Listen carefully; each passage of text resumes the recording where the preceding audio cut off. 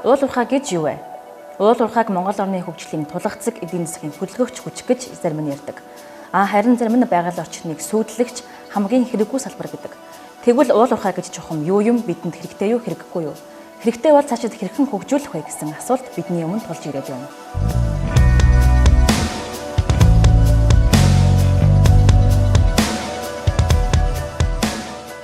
Уул уурхайн талаар, уул уурхайн өгөөжийн талаар, уул уурхай ажил бол хэрэгтэй юу юу гэдэг талаар орон нутгийн хүмүүсүүд, орон нутагт ажиллаж байгаа аж ахуйн нэгжийн хүмүүсүүд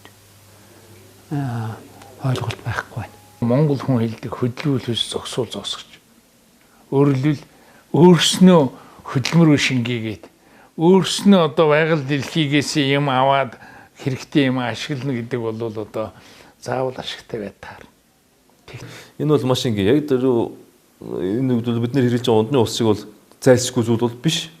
Гэхдээ та бүхэн одоо бид бүхэн бүгдээрээ нийлээд одоо цөмөрөө хүүхдээ цэцэрлэгтэн машинаар үргэж өгдөг болсон байна. Одоо 20 жилийн өмнөхтэй харьцуулахад бидний өөрсдийн хэрэглээ бол хэд дахин өссөн.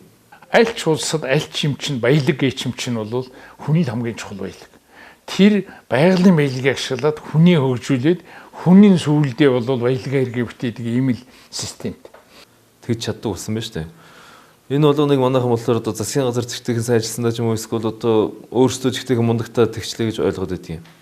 Энэ бол яг хөө нэн үг үйлэхэд 94 оноос хойш манайх одоо болохоо байсан картын бараанд ороод тартагтаа тулцсан байх үедээ уул уурхайн салбарыг хөгжүүлээд үнээсээ эдийн засгийн хөгжүүлээ гэсний үндсэн дээр бид нэр бол одоо хүссэн юм авах боломжтой боллоо.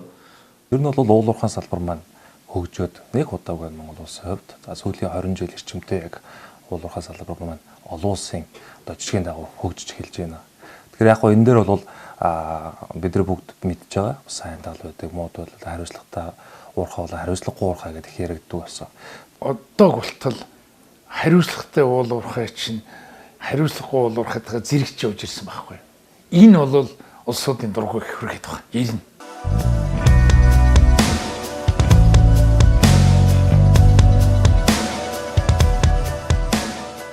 орон нутагт одоо ажиллаж байгаа уурхайн талаар янз янзын ойлголт байна шүү дээ. Зарим нь дэмжиж байна. Зарим хүмүүсүүд нь бол дэмжихгүй байна. тэдэн чинь хурал дээр бол ингээд лооцсон тэнийлгээл одоо болцохоо орон нутгаас гар мар гэл эн чинь хөрхи тэр улсууд бол тийм дайснууд биш бидний. Бидний л адилхан хардаг. Тэгэд ингээд тэгэд та нар уул уурхайг эсэргүүцдэг юм бол яадаг юм гэсэн. Бид нь уул уурхайг эсэргүүцэж юм биш тогтолцоог нь эсэргүүцэж. Яагаад гэвэл уул уурхай ашиглачаад орон нутагт ямар ч өгөөж байхгүй. Хариуцлагатай уул уурхай ямар ч шалгуурыг хэрэгжүүлээгүй ийм аж ахуйн нэгжүүд байна шүү дээ. Уул уурхай хувьд бол өнөөдөр бид нар бас бүгд мэдж байна. Тэргүүлэх салбар нөгөө төгөөр яж нэхэр Монгол улсын одоо нийт одоо орлогын хэдэн хувийг эзэлж байгаа лээ. Байх ёстой юу? Байх ёстой. Бид нар эдийн засгийн тэлэх ёстой. Нөгөө талдаа харин яг үхээр бид нар энэ хариуцлагын механизм, хариуцлагатай уул уурхай гэдэг энэ чиглэлдээ бид нар хөгжүүлэх ёстой. Уул уурхайн салбар манай улсад хэрэгтэй, харин онцолж хэлэхэд хариуцлагатай уул уурхайг хөгжүүлэх нэг зайлшгүй шаардлага байгааг бид сая харлаа. Тэгвэл хариуцлагатай уул уурхай гэж яг ямар уурхай вэ? За хариуцлагатай уул уурхай гэхээр яг бид нар 2008 оноос хойш энэ тал дээр ч их ярилцсан. Иргэний нийгэм төр компани талаас нийлээд хариуцлагатай уул уурхайн санаачлалыг байгуулж ирсэн. Хариуцлагатай уул уурхай гэдэг нь бол одоо жишээ нь хайгуул хийгээд нөөцөө тогтоогоод ашигт малбарын газраар нөөцөө батлуулаад нөөцийн үндсэн дээрээс техник эдийн засгийн үндэслэл хийдэг. Яагаад тэгж ийм вэ гэхээр тэр төлөвлөлтүүд тэнд ингээд хийгдсэн байж байгаа. Хувилбаруудаа бүгдийг гаргаж ирээд хамгийн боломжтой хувилбарууд нь гаргаад ирсэн. Энд ховор амтан жишээ байгаа юм. Энд ховор урмалтай юм байж гэдэг юм уу те. Эсвэл энд нэг булгийн их байдаг юм байна гэж бид нар судалгааныхаа явцад илрүүлсэн бол уурхайн төлөвлөлтөө хараад энэ одоо ашиглалт маань энэ одоо чухал ач холбогдол бүхий одоо газруудад нөлөөлөл үзүүлэх нүг үү? Байгаль орчны менежментийн төлөвлөгөөнд ерөөсөө одоо бүх зүйл нь одоо ямар байна уу? Ямар өөрчлөлт орох уу? Дараа нь яад нөхөн сэргийлэх үү? Буцаад одоо яаж одоо унган төрхөд нь орох уу гэдэг юм орон нутгад тэр нөлөөллийн юм гэж бүгд хийгдэг. Тэгэхээр энэ маань өөрөө яг яах вэ гэхээр энэ төсөл хариуцлагатай явах уу, хариуцлагагүй явах уу гэдгийг одоо хамгийн том суур бичиг баримт нь болчихж байгаа. Тэгэхээр зэрэг тэрнийг давхар хянаж байгаа байгаль орчны яам. Тэр ч бас нэлийн хатуу. Хэдийгээр одоо менежмент төлөвийг байгаль орчны яам баталж байгаа боловч хяналтыг бол орон нутагт шилжүүлсэн байдаг. Тэгэхээр аймгийн байгаль орчны газар, аймгийн мэргэжлийн хяналтын газар болон сумын одоо засаг дарга, за байгаль орчны хяналтын улсын байцаагч болон олон нийт иргэдийн хамтарсан баг энэ одоо төлөвлөгөөний хэрэгжилтийг одоо хяндаг. Тэрүүнийг авч шилцэхгүй ерөөсөө л одоо бидний нутаг, бидний одоо уул ус гээд суугаад байгаа ч нь бол нөгөө талаас бас хуулиа биелүүлэхгүй, тэр биелүүлэхгүй нь хууль зөрчигдөө заавал зөрчиж гэж юм шиг ойлгоогүй л байна. Уурхай уулган жигтэйхэн мундаг ажиллаад явна гэж бол хэлж чадахгүй болцоо. Яг тэгвэл тэнд ямар ч стандарт өрдгөө, ямар ч тийм мэрэгжлийн хүн байдгүй, ямар ч тийм мэдлэг байдгүй, тийм хүмүүс уурхай ажиллаулаад яг уул уурхайн жинхэнэ уул уурхайн нэр хүндийг унгаагаад байсан бас тал байгаад байгаа. Анх бол яадаг байсан бэ гэхээр за хятадын одоо гар уурхай хэлж исэн. За дараа нь Оросууд орж ирсэн. За тэгээ зүүн Европын улсуудаас бас тодорхой хэмжээний бас уурхайн холбоорлолтууд бол Монгол улсад хийж исэн. За энэ дээр бол нөхөн сэргэлт хийгдэг үйлдэлсэн талбайд бол маш их байдаг. Тэр болгоныг яг хариуцлагатай уурхайтай андуураад идэг нь маасад бас их нөлөөлж байгаа юм л да. Тэгэхээр энэ асуудал юу гэхээр буцаад хоёр талаас ажиллах хэрэгтэй болж байгаа. Ер нь бол нэг нөгөөлөд гурван талаас улс бол стандарт тавих шаардлага тийм тавиад шалгаад явж явах хэрэгтэй, мониторинг хийж явах хэрэгтэй. Ард түмэн болохоор давхар хяналтын систем гэж явж байгаа хэрэгтэй. Хариуцлагатай уул уурхай бол энэ талаасаа ч байна, нөгөө талаасаа ч.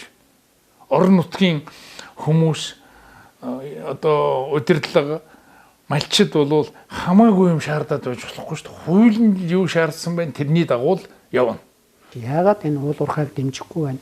Яагаад энэ зарим уул уурхайг учиргүй дэмжиж төр засгаас нь дэмжиж байна гэдэг дээр хөндлөнгийн судалгааны байгууллагуудын уул уурхайн салбарт ажилладаг энэ төрийн бас байгууллагуудын дүгнэлтийг гаргаж харах хэрэгтэй. Түүнээс тэрүүгээр дамжуулаад муугаар ярихад нөгөө нэг шантажлна гэж ярьдаг үл тэгж болохгүй. Эргээд тэр уул уурхай сайн явбал тэр орон нутаг хөгжин, Монгол улс хөгжин гэсэн ийм том ял байх хэрэгтэй. Уул уурхайн салбар өөрөө явах хэрэгтэй гэхээр бид нэр манлал үүсгээд уурхай гэдэг чинь юм байдгийн шүү гэдгийг харуулаа явах хэрэгтэй болчихж байгаа юм л да. Монгол улсын одоо сая 500 мянган км квадрат газартай шүү дээ. Түүний одоо яг 0.4% нь одоо яг олборлолтын ажил, яг жинхнээс ингээ ухаад олборлолтын ажил хийгээ явж байгаа. Одоо улсын хэмжээнд бэлчээрт нөлөөлөхөр тоовол биш, ягаад ч биш гэж бодоод байна. Нөгөө тэр бэлчээрийг тэр чигээр нь тэрэнд айчих юм биш. Хайгуулын талбай болохоор нийтдээ нэг 7% орчимд нэг одоо. Хайгуул хийнэ гэдэг чинь бол тэр чинь ухаж төнхөд гэдэг юм бол биш. Эрдэсвэлийн салбар бол асар том одоо удаан хөдөлдөг. Гэхдээ улс орно аль ч оронд бол тижийдэг ийм одоо углуурхтай сайхан ийм салбар байхгүй. Олон нийтийн сүлжээнд шинэ төслөө эхлүүлэх гэж буй уул уурхайн компанийг нутгийн иргэд эсэргүүцэж байгаа мэдээлэл олон байдаг.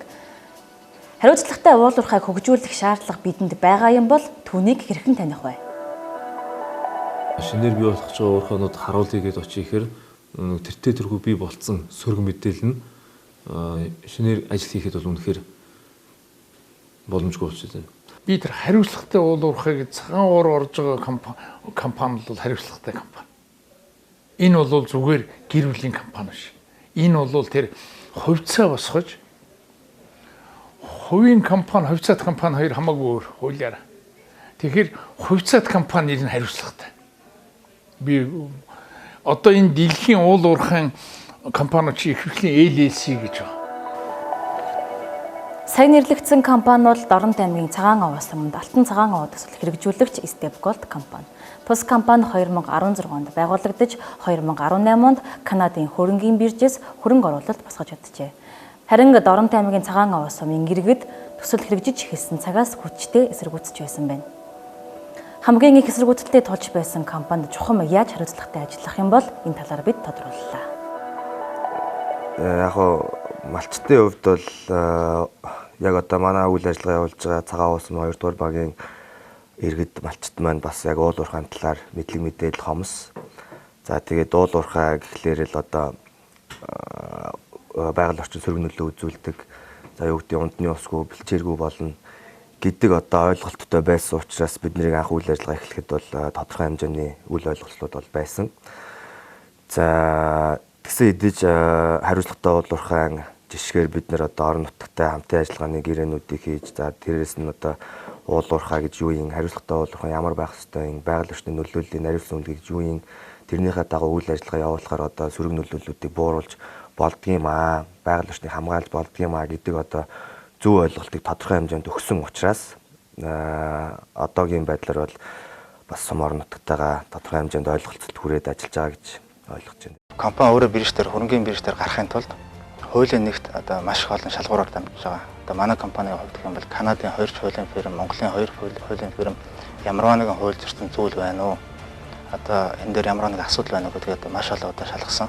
2018 онд Step Gold Limited компани Канадын Торонтогийн хөрөнгөний биржид одоо унцаасаа одоо өөрийнхөө хувьцааг анх удаага олон нийтэд санал болгож нээлттэй компани болсон. Тэгээд энэ үйл ажиллагааны хүрээнд бол бид нэр хөндлөнгийн хуулийн дүгнэлтийг бол дээрх хүрээний одоо асуудлуудын хүрээнд гаргаж тэгээд тус одоо нэр хүндтэй том хөрөнгөний биржид бол компани бол амжилттай одоо унцаасаа гаргаж нээлттэй компани болсон байгаа. Эрдэс биелгийн салбарт геолог нь байна уу, уул уурхай нь компаниуд бол ихэвчлэн тийм олон нийтийн эзэмшилтэй, тийм одоо алсын зорилготой. Түүнээс одоо нэг жоохон ингээд нэг юм ухаад нэг жоохон нэг 50-60 хил алт ч юм уу ганц 200 хил алт ухаж яваад гарыг жаахан мөнгөтэй болоо тэгээ энэс гараа гэж байгаа компани л хариуцлагагүй компани. Тий, ерөнхийдөө бол хязгаарлагдмал ХХК байжгаад хувьцаат компани болж нээлттэй болно гэдэг тэр процесс бол тийм амар одоо энгийн хялбар процесс биш л дээ. Түрүү хэлсэн маш олон шаардлагуудыг хангах шаардлага ёстой байдаг тий. Монголын дотоодын хөрөнгөний биржүүдэд өндөр шаардлагууд тавигдсан. Дээрээс нь өндөр хөгжилтэй одоо Торонтогийн ч гэдэм үү Австралийн хөрөнгөний, Шанхайгийн хөрөнгөний бирждэр бол маш том их одоо хэмжээний шаардлагуудыг бол тавина л да. Тэгээд тэр шаардлагуудыг даваад гарч ирж байгаа гэдэг бол компани хөгжлийн хувьд ч гэсэн өөрөө маш том алхам байдаг.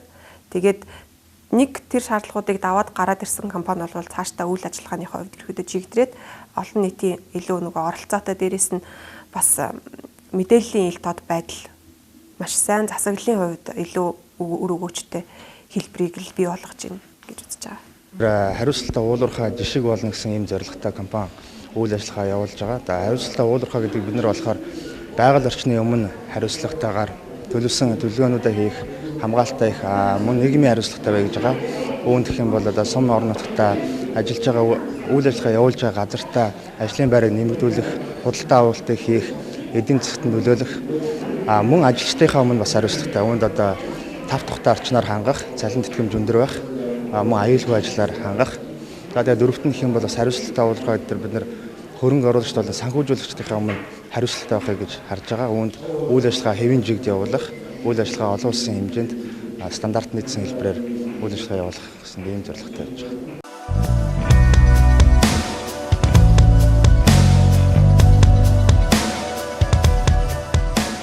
Ойрын 50 жилийн хугацаанд бол манай эдийн засгийг авч явах угаасаа салбар бол уул уурхайн салбар байгаа даа тий. Тэгэхээр энэ салбараа хөгжүүлж ээж бид нар одоо